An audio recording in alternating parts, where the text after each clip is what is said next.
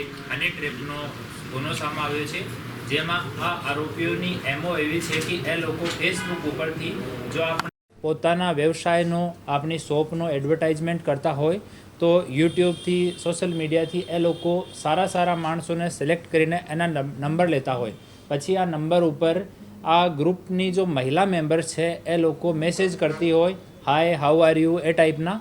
પછી જ્યારે કોઈ સામાથી માણસ રિસ્પોન્ડ કરે તો એની સાથે એ લોકો વાત કરે, 1 મહિના લગભગ સુધી વાત કરે, પછી મળવા માટે બોલાવે.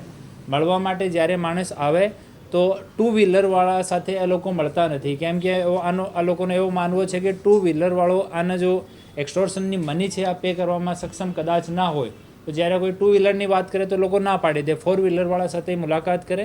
પછી આની ફિક્સ આઈડેન્ટિફાઈડ લોકેશન છે, ત્યાં લઈને આ છોકરી આ જો ભોગ બનનાર છે એની ગાડીમાં બેસે છે અને આ સુનસાન જગ્યામાં જઈને અને પોતાના જો માણસ છે બીજી ટીમ રહે છે આને મેસેજથી જાણ કરે છે કે ભાઈ હું ત્યાં પૂછી ગઈ છું, તમે લોકો આવી જાઓ. પછી 3-4 લોકોની આની બીજી ટીમ આવે છે. એ લોકો જો વિક્ટિમ છે એની સાથે મારકૂટ કરે છે. કોઈ આ જો લડકી છે જો પ્લાન્ટ કરેલી અને કોઈ પોતાની બહેન બતાવે, કોઈ પોતાની બેટી બતાવે, કોઈ પોતાની ભાણજી બતાવે અને આ માણસ સાથે મારકૂટ કરે. પછી એ લોકો આને ધાક ધમકી, રેપ કા ગુનામાં ફસાવાની ધમકી આપે છે. એમ કરીને એ લોકો એક્સટોર્શન કરતા હોય છે.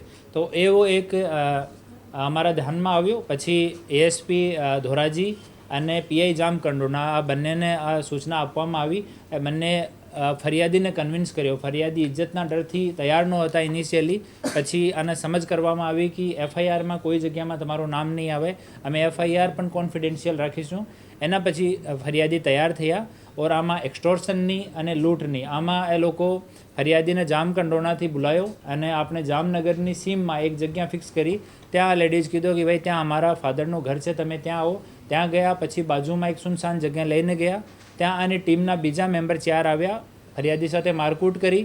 આ લેડીઝને ત્યાંથી બીજી બાઇક પર એ લોકો ત્યાંથી રવાના કરી દીધી. ઓર એ 4 માણસ લઈને ફરિયાદીને જામનગર ગયા. જામનગરમાં પીએમ આંગડિયાથી એ લોકો 50 લાખથી બાર્ગેનિંગ શરૂ કરી. પછી 6 લાખ ઉપર ફાઇનલી બાદ થઈ. જામકંડોનાથી એ લોકો 6 લાખ રૂપિયા આંગડિયા કર્યા. ત્યાં જામનગરના પીએમ આંગડિયામાં એ લોકો 6 લાખ રૂપિયા લઈ લીધા.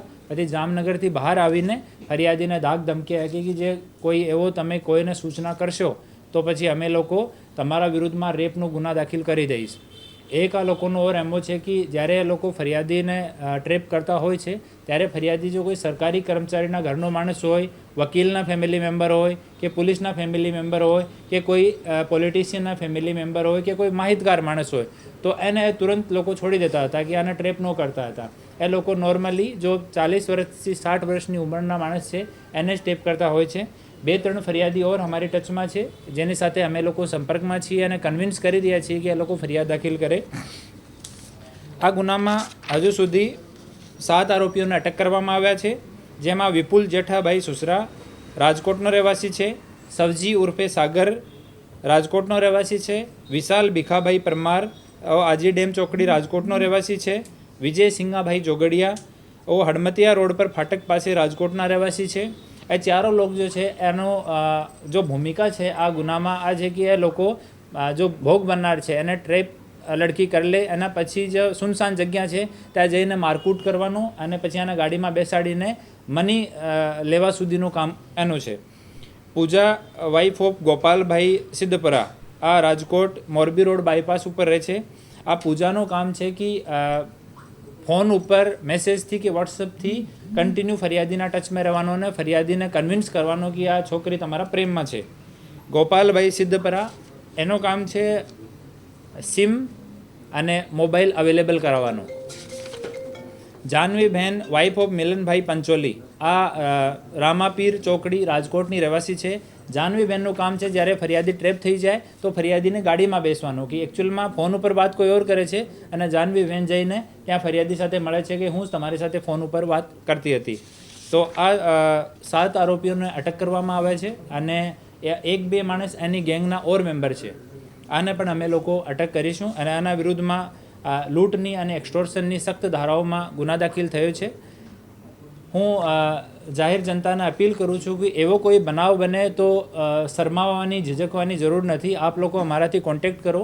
આપની જો ઇજ્જત છે એનું અમે લોકો ધ્યાન રાખીશું અને આ એવા આરોપીઓ જો છે અસામાજિક તત્વો છે એના વિરુદ્ધમાં સખ્તથી સખ્ત કાર્યવાહી કરવામાં આવશે.